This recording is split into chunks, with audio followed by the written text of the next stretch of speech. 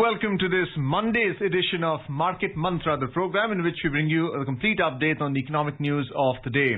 And today we'll also be taking calls from you on any queries that you may have on economic, business and stock market news. But do remember that we don't address company-specific queries. You can call us on our direct telephone numbers 2331-4444, 2371-7106 and 2371-7117. Our numbers once again are 2331-4444, 2371-7106 and 2371-7117. And please dial 011 as the STD code before these numbers for Delhi. I'm Arjun Chaudhary and with me is my co-anchor in Hindi, Sonu Sood.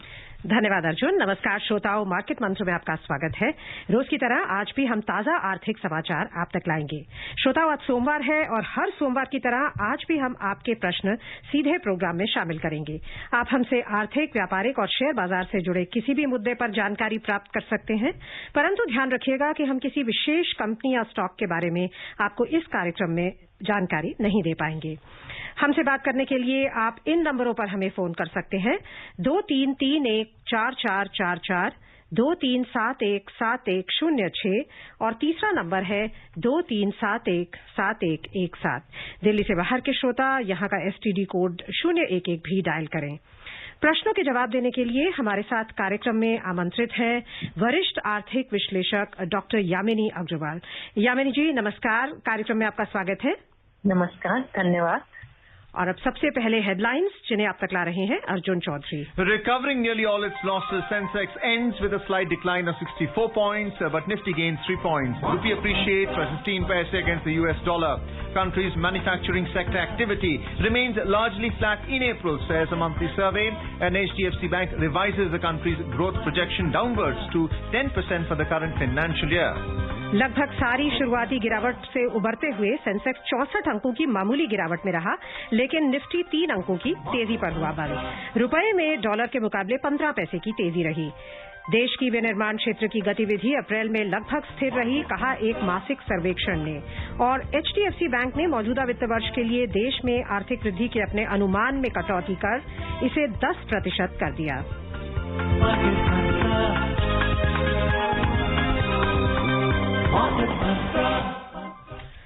Share बाजारों में लगभग सारी शुरुआती गिरावट से उबरते हुए Bombay share बाजार का सेंसेक्स 0.1% की मामूली गिरावट से 64 अंक कम होकर 48,719 पर बंद हुआ, लेकिन नेशनल स्टॉक एक्सचेंज का निफ्टी केवल 3 अंकों की तेजी से 14,634 पर बंद हुआ। व्यापक बाजार की बात करें तो यहां प्रदर्शन सेंसेक्स से बेहतर रहा।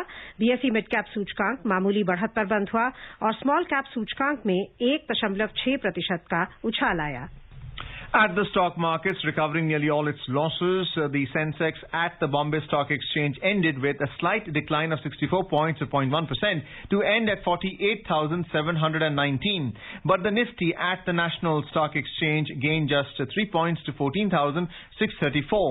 The broader market outperformed the Sensex, with the BSE Mid-Cap Index ended marginally higher, and the Small Cap Index climbing 1.6%. Market breadth on the BSE was positive, with 3 stocks advancing for every 2 declining. Among sectoral indices, the telecom index shot up 3.5%, a metal index climbed 1.5%, basic materials, power, FMCG and the industrial indices advanced 1.3% each. Utilities index rose 0.8% and the capital goods and the healthcare indices gained 0.6% each. Among declining indices, the consumer durables index lost 2%, energy index dropped 1.1% and the BankX slipped to 0.9%. अंतर banking विदेशी मुद्रा बाजार में रुपया dollar के मुकाबले 15 पैसे मजबूत हुआ और $1 की कीमत 73 रुपए 92 पैसे दर्ज हुई। और अब हम स्वागत करना चाहेंगे हमारे आज के पहले कॉलर दिल्ली से सिद्धार्थ का। सिद्धार्थ जी अपना सवाल पूछिए। नमस्कार मैडम। नमस्कार मैडम, एक्चुअली मुझे पूछना है कि मैंने अटल पेंशन योजना में अपना ये अकाउंट खोला हुआ है जी। तो उसमें उन्होंने दिसंबर, जनवरी, फरवरी 3 महीने तक मेरा डिडक्शन नहीं किया उसमें से, जबकि बैलेंस अकाउंट में ज्यादा है जरूरत से। और उसके बाद फिर उन्होंने मार्च में उसमें लेट पेमेंट चार्ज लगा दिया उस पर डिडक्शन करने के बाद, और अप्रैल में फिर से डिडक्शन नहीं हुआ मेरा। इट मीन फिर वो लेट पेमेंट चार्ज मेरा लगेगा। तो मेरी इसमें कोई मिस्टेक नहीं, फिर भी वो लेट पेमेंट चार्ज लग रहा है। तो मुझे कहाँ पे कॉन्टेक्ट करना पड़ेगा, कहाँ पे कंप्लेंट करनी पड़ेगी, क्योंकि ये तो मतलब बार बार परेशानी वाली बात है। जी, आपको उनके जो ऑफिस हैं उधर ही, आप जहाँ से आपके ऑफिस हैं उसी से आप चेक कर सकते हैं कि हेलो जी, कि आपके अकाउंट में अगर बैलेंस नहीं होगा तो हो सकता है उन्होंने डेबिट नहीं किया हो। अगर बैलेंस होता है तो वो यूजुअली डेबिट कर देते हैं। वहीं पे चेक करके पता कर लीजिए कि आपका डेबिट क्यों नहीं हुआ है। और बैंक से पता कर सकते हैं यामिनी जी, बैंक से पता कर सकते हैं जी। Well, let's have a look at the performance of the stock market today. Yamini, we saw short covering in the last half an hour of a trade before closing. What were the real reasons? Is there value investing right now? Well, overall, the markets were, affected in the early session by the fact that there had been state results which had been announced. Also, because it was believed that the reform process will now take a longer time, so the markets reacted sharply to that. Overall, also because of the COVID cases on a continuous rise, there was a dampening effect on the investor sentiment at the beginning. But given the auto sales numbers, the exports figures, given the revival forecast by many, HDFC Bank and the others, also a continuous mass vaccination program going on, they were all positives in directing the markets towards the upper side. In fact हमारे अब अगली collar जुड़ गई हैं हमारे साथ UP से रिंकी, उनको लेते हैं प्रोग्राम में। सवाल पूछिए रिंकी जी। नमस्कार मैम। नमस्कार जी। और सहयोगी सर को भी मेरा नमस्कार, और यामिनी मैम को भी मेरा नमस्कार। मैम, मेरा क्वेश्चन ये है कि अगर मान लीजिए कोई व्यक्ति निवेश करना चाहता हो तो क्या उसमें डॉक्यूमेंट की जरूरत होती है? तो अगर जरूरत होती है तो कौन कौन से डॉक्यूमेंट चाहिए? दूसरा, अगर कोई निवेश करना चाहते हो तो सावधानियां कौन कौन सी बरते ताकि उसे करने में भी कठिनाई ना आए निवेश अगर करना चाहता हो? धन्यवाद। निवेश करने के लिए आपको एक डीमैट अकाउंट खोलने की आवश्यकता है। वो आप एक ब्रोकर के साथ जाकर के पता कर सकते हैं।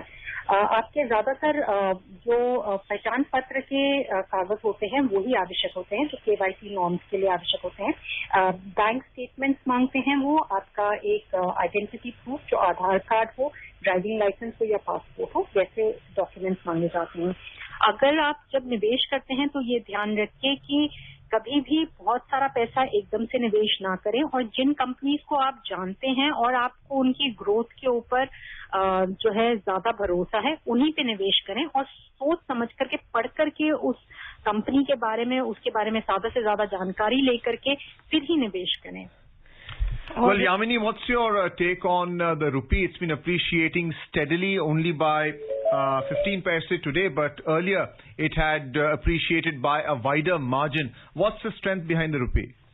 There are strong strengths in terms of the macroeconomic fundamentals of the economy, which clearly are indicated from the way the inflation is managed within the particular realms. Liquidity is being provided in the markets. The fiscal stimulus has been given in the budget, as well as the COVID preparations that have been going on in terms of continuously controlling the surge in the cases. Also, the overall effective means in which the fiscal and the monetary policy is accommodating the pandemic, as well as continuously boosting the revival of the economy. अगले collar है नवी मुंबई से गोपाल। गोपाल जी नमस्कार, सवाल पूछिए। गोपाल, आप हमें सुन पा रहे हैं जी? अपना सवाल पूछिए। हेलो जी। मार्केट नंबर 3 को नमस्कार। सर मेरे एक सवाल तो एक ही है, लेकिन दो के हिसाब से। मेरा एक फिक्स डिपॉजिट का केस चल रहा है नेशनल कंपनी लॉ ट्रिब्यूनल में। अभी पिछले कोविड की वजह से ये बंद पड़े हैं। क्या इसमें रिफंड होने की कितने % चांसेस है? और दूसरा, फिक्स डिपॉजिट का केस चल रहा है लिक्विडेशन कोर्ट में। कंपनी शेयर मार्केट में वाइंड अप कर दिया है, तो उसमें उसका वाइंड अप करने के बाद उसमें लिक्विडेशन कोर्ट में उसका केस फिक्स डिपॉजिट का चल रहा है, तो उसमें भी रिफंड होने की कुछ उम्मीद है ना इंटरेस्ट मिल रहा है, ना पैसा मिल रहा है। क्या करना है? 5 साल हो गया, क्या करना चाहिए? कुछ बताएंगे आपकी, जिससे मेरे को जल्दी पैसा मिल जावे? जी, कोर्ट्स जो लॉकडाउन में हैं वो अभी फंक्शन नहीं कर रहे, पर फिजिकल डेट्स और जो है फंक्शनिंग कुछ अर्जेंट केसेस की अभी भी की जा रही है। After a particular point, lockdown के बाद जब खत्म होगा, जैसे दिल्ली में लगा है या कहीं पे लगा है, उसके बाद जो है कोर्ट्स फिजिकल डेट या फिर वर्चुअल डेट दे रहे हैं, जिसके अंदर केसेस आगे परस्यू किए जाएंगे। लिक्विडेशन में आपको क्या मिलेगा वो उसी पे निर्भर करेगा कि कंपनी में कितनी वर्थ रह गई है, और वो जब डेटर्स को पे बैक कर रहे हैं उस एसेट्स को बेचने के बाद, तो वो कितना पैसा आपको दे पाएंगे। There's also a list of creditors drawn up, and based on preferential treatment and the type of the creditor, the disbursements are made in trust really, and that's based on recovery by the enforcement authority whenever liquidation proceedings do take place. Let's take a look at the stock market again. What is your take on the way the Nifty Bank and Finance has performed? Once again, we saw the Nifty Bank index go down. What is uppermost in the minds of the investor who's seeking to book profits or looking to exit the stock, despite the fourth quarterly results not being exceedingly high, but they have been improving in terms of net NPA, net interest income, and net profit? Well, overall, the quarterly results have been better and have been towards the expectations of the investors, which have been positively reacted by the investors. But what has happened is, because of the lockdowns, the situation of the companies becomes difficult in terms of doing their businesses and making earnings. And as a result, they may not be able to pay back their loans, because of which the NPAs of the banks may rise. And as a result, it has a direct impact on the overall profitability of the banks and the asset value, which is reflected by the investors in the financial stocks right now.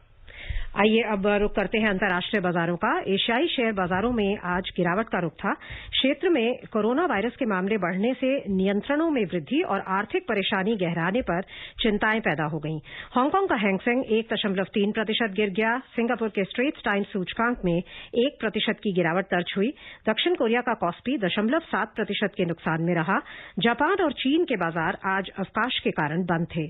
यूरोपीय क्षेत्र की बात करें तो UK में bank holiday के कारण कारोबार की मात्रा हल्की रहने के बीच शेयरों में आज बढ़त का रुख था। आर्थिक सुधार जल्द ही होने और कंपनी परिणाम मजबूत रहने की आशाओं के बल पर निवेशकों की धारणा सकारात्मक रही। दिन के कारोबार में ताजा समाचार मिलने तक फ्रांस का कैक 0.1% की बढ़त पर था और जर्मनी के डैक्स में 0.2% की तेजी थी। यूके के बाजार आज बंद थे। आर्थिक खबरों में एक सर्वेक्षण से पता लगा कि यूरो क्षेत्र में फैक्ट्री गतिविधि में वृद्धि अप्रैल में रिकॉर्ड उच्चतम स्तर पर पहुंच गई। ये वृद्धि मांग में तेजी और नियुक्तियों में उछाल आने से हुई। हालांकि आपूर्ति के पहलू पर रुकावटों के कारण पूरा न किए जा सकने वाले ऑर्डरों की संख्या में अप्रत्याशित बढ़त आई। आईएचएस मार्केट का अंतिम मैन्युफैक्चरिंग परचेजिंग मैनेजर्स इंडेक्स का आंकड़ा मार्च के 62.5 से बढ़कर अप्रैल में 62.9 हो गया, जो जून 1997 में शुरू किए गए इस सर्वेक्षण की अभी तक की सबसे ऊंची रीडिंग है। यामिनी जी, जो ये रीडिंग आई है 62.9 जो यूरो एरिया के मैन्युफैक्चरिंग के लिए पीएमआई जो अभी तक का कह रहे हैं कि रिकॉर्ड उच्चतम स्तर है, क्या ये हमारे लिए भी एक अच्छी खबर है? इससे आपको लगता है कि एक्सटर्नल ट्रेड बढ़ेगा, हमारे एक्सपोर्ट्स जो ऑलरेडी एक अपवर्ड ट्रेंड दिखा रहे हैं उनको और इससे बूस्ट मिलेगा? जी देखिए, ओवरऑल जब इकोनॉमीज वापस रिवाइव करती हैं उसका असर हमारी इकोनॉमी पे भी पड़ता है, क्योंकि जैसे आपने भी कहा कि एक्सपोर्ट्स पे सीधा असर पड़ेगा और बायलैटरल टाइज पे भी इफेक्ट पड़ता है, क्योंकि वर्ल्ड इकोनॉमीज जो है लॉकडाउन्स में जा रही थी, उसका असर जो इन्वेस्टर्स निवेश कर रहे हैं हमारे चाहे स्टॉक मार्केट्स में है या हमारे एफडीआई के द्वारा है या फिर जो ट्रेड कर रहे हैं, हमसे इंपोर्ट कर रहे हैं या हम जिनको एक्सपोर्ट कर रहे हैं, उन सभी पे असर पड़ता है। Yamini, this 62.9 figure, the PMI manufacturing for the Eurozone by IHS Market, is this focused on Germany? And secondly, could you tell us something about the bilateral agreements that North American and European governments have entered into with pharmaceutical companies to manufacture the COVID-19 vaccines and how successful they have been. And has India also followed that model in terms of procurement, despite India being one of the largest exporters of vaccines? Well, India has been trying to ensure that the vaccination process or the mass vaccination process becomes more successful in India, and the exports presently has been stopped to many countries, primarily to ensure that it is first available at the domestic front. Whereas the bilateral ties are concerned, one does look at the factors that, the vaccination is available to maximum number of people at this point of time, and the ties are primarily to secure the process of health to maximum number of people. और हमारे श्रोता अतानु कोलकाता से हमारे साथ जुड़ गए हैं। अतानु जी नमस्कार, सवाल पूछिए। नमस्कार, my name is Atanu. I'm calling from Kolkata. I'm a regular listener of Market Monthly and frequent listener on Money Net. My question is about Indian current reserve fund and Indian current currency reserve fund. What is that? And what the current situation? And Madam, auto sector, just about its future. Thank you. India maintains reserves of gold, US dollars, as well as SDRs. So when we talk about the reserves, we are talking about all of the three, and we also talk about the US dollar specifically as the currency reserve which we have, which is over $5 billion right now. And it is primarily aimed to see that the currency has sufficient amount of foreign exchange reserves for the purposes of meeting its import requirements. It's about 16 months or so which we have at the moment. He also asked about auto sales for the month of April. How encouraging are they? Have they grown? Have they fallen? Two-wheeler, four-wheeler? They have increased for four-wheelers, and it is a measure from the past April sales. So when we look at it, it's not very encouraging, but yes, it is encouraging because the previous lockdown to this lockdown that we have, we do see that people are positive and there is consumer confidence and there is revival, which it does indicate with the auto sales. और अगले collar है दिलीप रायगढ़ से। दिलीप जी, आपका programme में स्वागत है, सवाल पूछिए। दिलीप जी, आप हमें सुन पा रहे हैं? हाँ जी जी, आपका स्वागत है, सवाल पूछिएगा। नहीं, देखो कोई भी इन्वेस्ट अगर 8-10 साल पहला 9 साल पहला अगर कोई इन्वेस्ट किया होगा, समझ लो कोई मतलब एडवांस में कोई ऐसा माहिती देगा कि ऐसा लाभ होगा वैसा लाभ होगा, इसी वजह से मतलब बजाज एलायंस में मैंने 30,000 का इन्वेस्ट किया है, लेकिन आगे का हफ्ता भर नहीं पाया। आपने शेयर बाजार में इन्वेस्ट किया है? हाँ। ये टर्म प्लान है या शेयर बाजार में किया आपने? इंश्योरेंस टर्म प्लान है? कौन सा प्लान है ये? वो अलग है ना। यामिनी जी, उनकी बात से लग रहा है कि उन्होंने शेयर बाजार में इन्वेस्ट किया है। अगर आपने शेयर बाजार में निवेश किया है और आपके पास अभी डीमैट अकाउंट है, तो आप शेयर की प्राइसेस चेक कर सकते हैं और आप उसे बेच सकते हैं और आपको रिटर्न मिल सकते हैं। जहां तक इकाइयां जमा करने की होती हैं, या तो वो इंश्योरेंस में हो सकती हैं या म्यूचुअल फंड्स में हो सकती हैं। तो अगर आप इकाइयां किसी चीज में जमा कर रहे हैं तो आप उसका कॉन्ट्रैक्ट पढ़ लीजिए कि वो कब खत्म होती हैं और आपको कब उसका रिटर्न मिलेगा या कोई सम अशोर्ड मिलेगा। हसमुख जी है हमारे अगले कॉलर मुंबई से, आपका स्वागत है, सवाल पूछिए। या नमस्ते, मार्केट मंत्री टीम जी नमस्कार। हाँ, मेरा प्रश्न ये है कि भारतवर्ष में अगले 6 महीने के लिए जी इंटरेस्ट रेट क्या रहेंगे? जी, इंटरेस्ट रेट्स अभी अकोमोडेटिव ही रहेंगे और लो रेट मेंटेन किए जाएंगे ताकि इकोनॉमी को वापस रिवाइव किया जा सके। लिक्विडिटी मेंटेन की जाएगी और आरबीआई ने जैसे कहा कि रिवाइवल को जितना से ज्यादा जो है सपोर्ट प्रोवाइड किया जा सकता है मॉनेटरी पॉलिसी के द्वारा, वो प्रोवाइड किया जाएगा। तो इंटरेस्ट रेट्स लो ही रहेंगे अभी। सो आपको लगता है कि जो अभी लो लेवल्स हैं वही मेंटेन रहेंगे? वही मेंटेन रहेंगे, उससे लो नहीं जाएंगे पर उसी लेवल्स पे रहेंगे। Yamini, SBI had come out with a statement yesterday that they will keep interest rates benign. So they are the ones who are borrowing from the central bank known as a repo rate. What is the rate at which the public sector banks are lending to consumers or business? Well, it depends upon the particular rates. The home loan rates or the other rates are different for the different banks. But SBI is one of the banks which does set up the benchmark rates for the others, because it offers the most competitive rates which are then available for the lending also. So one can look at the different competitive rates which the different banks are offering, but they're at the lower level rates of about 6.9% to 7.5% right now for home loans or the others. आइए लेते हैं अगली खबर। एक मासिक सर्वेक्षण से आज पता लगा कि देश के विनिर्माण क्षेत्र की गतिविधि में अप्रैल के दौरान कोई खास बदलाव नहीं हुआ। नए ऑर्डर और उत्पादों में वृद्धि की दरें कम होकर 8 महीने के निचले स्तरों पर आ गईं। IHS market India manufacturing purchasing managers index April में 55.5 रहा, जो मार्च की 55.4 की रीडिंग के बहुत करीब है। IHS मार्केट ने यह भी कहा कि ऐसे समय पर जब वैश्विक मूल्यों में वृद्धि पहले ही कंपनियों की वित्तीय स्थिति पर दबाव डाल रही है, कोविड-19 के मामलों में तेजी से मांग और भी प्रभावित हो सकती है। लेते हैं हमारी अगली कॉलर जयंती महाराष्ट्र से हमारे साथ हैं। आपका स्वागत है, सवाल पूछें। जयंती, आप हमें सुन पा रही हैं? शायद जयंती से हमारा अभी संपर्क नहीं हो पाया है। यामिनी जी, जो ये PMI के आंकड़े आए हैं लगभग स्थिर है, 55.4 था मार्च में और 55.5 है अप्रैल में। आपको लगता है कि अप्रैल में जो स्थिति है कोविड की, उसको देखते हुए ये उत्साहजनक ही है स्थिरता? जी, 50% से ऊपर जब होते हैं तो एक उत्साहजनक ही होते हैं और अच्छे माने जाते हैं। तो ये एक अच्छी तरफ की संकेत ही हैं, जहां पे एक कंज्यूमर कॉन्फिडेंस है, और जिसका एक मुख्य कारण ये भी है क्योंकि मास वैक्सीनेशन 18 साल से ऊपर के लिए अब शुरू हो गई है, और जो पहले भी हुई थी उसे काफी लोगों ने जो है उत्साहपूर्वक जो है लगवाया था। और इकोनॉमिक रिवाइवल इंडस्ट्री ने Q3 रिजल्ट्स में भी और बाकी ओवरऑल इंडेक्सेस में भी एक अच्छा वो दिखाया है प्रदर्शन।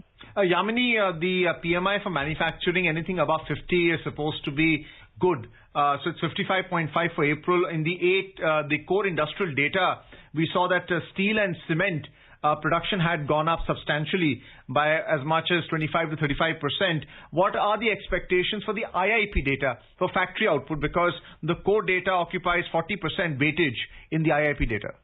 Because of localized lockdowns, it would have an effect on the IIP index. So we don't have much of an expectation from the IIP index. However, it will hover around 1.8 to 2% or so. What about employment and growth? Well, employment and growth is definitely affected with the lockdowns and the pandemic situation and the overall business environment. But as and when the economy is recovering and there is a continuous process which is likely to be seen with the investments which may come forth after a certain while, there would be a pickup in the employment and growth. Mumbai से रत्नाकर जी हमारे साथ जुड़ गए हैं। आपका स्वागत है, सवाल पूछिए। हेलो। हाँ जी, सवाल पूछिए। हाँ, गुड इवनिंग। Good evening. मेरा सवाल है कि कोरोना के इतने पेशेंट इंडिया में बढ़ रहे हैं, फिर भी मार्केट कभी ऊपर भी जाती है और उतना कम नीचे आती है, ज्यादा तो नीचे नहीं आई। तो ऊपर जाने के क्या रीजन हो सकते हैं? जी देखिए, ऊपर जब जाती है तब माना जाता है कि जो है, जो इन्वेस्टर कॉन्फिडेंस है और जो इन्वेस्टर सेंटिमेंट है वो पॉजिटिव है, और जो एक्सपेक्टेशंस हैं वो पॉजिटिव हैं। जैसे कि रिवाइवल को लेकर के और मैंने जैसे पहले कहा कि ऑटो सेल्स एक अच्छा नंबर दिखा रहे हैं, एक्सपोर्ट्स की ग्रोथ एक अच्छा नंबर दिखा रही है, मास वैक्सीनेशन की वजह से जीएसटी कलेक्शंस रिकॉर्ड लेवल पर हैं। यामिनी जी, जीएसटी कलेक्शंस रिकॉर्ड लेवल पर हैं। ये सभी एक अच्छा संकेत दे रहे हैं कि इकोनॉमी वापस रिकवर करेगी। अंतर्राष्ट्रीय एजेंसीज भी मान रही हैं कि अगले साल जो लो बेस लेवल की वजह से इफेक्ट होगा इकोनॉमिक ग्रोथ का, वो भी 11.5% के आसपास होगा। अगर उसे रिड्यूस भी कर दिया जाए तो 10% तो कम से कम होगा, जो एक डबल डिजिट ग्रोथ है जो नहीं देखा गया है। तो ये सभी कारण होते हैं जिसकी वजह से मार्केट्स ऊपर जाती हैं। खासतौर पे इन्वेस्टर सेंटिमेंट और जो अर्निंग्स का भी एक असर होता है, जो कंपनी की अर्निंग्स आ रही हैं या वो रिजल्ट्स क्या पोस्ट कर रही हैं, उन सभी को देखते हुए इन्वेस्टर्स एक पॉजिटिव सेंटिमेंट रखते हैं। Well, let's have a look at economic figures declared by HDFC Bank. HDFC Bank in its report has cut India's growth projection to 10% from 11.5% for the current financial year, citing the adverse effect of the second COVID-19 wave. The report by HDFC Bank said in the worst case scenario, growth could be further lower at 8%. It further added, it is possible that the infection and fatality curve will peak within the next few weeks, and epidemiologists are not ruling out a possibility of a decline. This is just as sharp as the rise. Yamini, statistically, experts are citing the middle of May when COVID-19 would actually peak, and then we are likely to see a decline. So can one take a more objective view after the 15th of May, or are there other figures floating around? Well, there are figures which have been come out by the Health Ministry today itself in their press release, which did indicate that a plateau is being seen in many of the places, and there are early wind signals in terms of the wave. However, one needs to be extremely careful at this time because of the surge that is there, and take precautions with respect to the safety measures as well as containment zones, micro zones, which are important points which can lead to a further spread. So again, taking care of those containment zones may be most important. अब पुणे से प्रीतम हमारे साथ जुड़ गए हैं। प्रीतम जी, आपका सवाल पूछिए। हेलो जी, प्रीतम जी सवाल पूछिए अपना। आप ऑन एयर है, सवाल पूछिए प्रीतम। हाँ, मैं प्रीतम बोल रहा हूँ पुणे से। जी, मेरे वाइफ के नाम पे 50 टिस्को के शेयर के शादी के पहले। हेलो जी, आप किसी पर्टिकुलर कंपनी के शेयर्स की बात कर रहे हैं? हाँ, ये शेयर्स थे शादी के पहले 50। अभी शादी होने के 17 साल हो गए, तो उस शेयर्स अभी मैं क्या कर सकता हूँ? जी, आप अपनी वाइफ के नाम पे डीमैट अकाउंट खोलिए और उनको जो शेयर्स, जो फिजिकल शेयर्स हैं, उनको पहले डीमैट में कन्वर्ट करिए। उसी डीमैट अकाउंट के साथ ट्रेडिंग अकाउंट भी ले लीजिए और शेयर की प्राइस देख सकते हैं आप। अगर बढ़ी हुई है या जिस लेवल पे है आप उससे बेचना चाहते हैं तो उससे बेच सकते हैं, और शेयर्स कोई खरीदना चाहते हैं तो आप खरीद सकते हैं। Well, if he's mentioning Tisco, then it would be Tata Steel, and it will be very valuable today, especially with the steel sector going up. Let's have a look at the oil market now. Brent crude oil dropped towards $66 a barrel today as concerns about demand in India and higher OPEC plus supply offset optimism over a strong demand rebound in countries including the US and China. Country today reported more than 300,000 new coronavirus cases for a 12th straight day. The new wave of the virus has already led to a drop in fuel sales in April. So Brent crude fell 35 cents to trade at $66.41 a barrel. US crude futures dropped 27 cents to $63.31 a barrel. Very briefly, what's your take on oil prices? Are they likely to come down with a drop in demand? They can fall down because of the lower demand that is there. But overall, in the long run, we will see a price increase as and when the demand comes back. उधर दिल्ली सराफा बाजार में सोना 310 रुपए महंगा होकर 46,580 रुपए प्रति 10 ग्राम पर जा पहुंचा।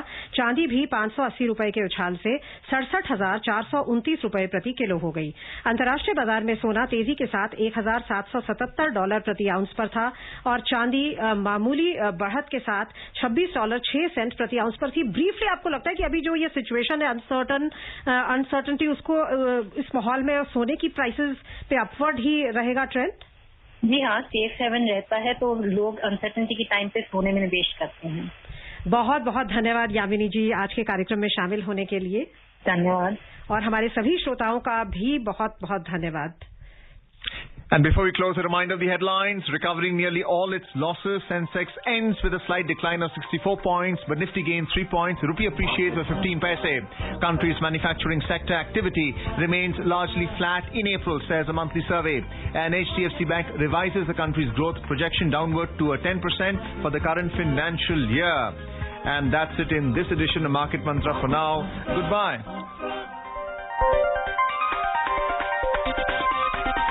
Market Mantra.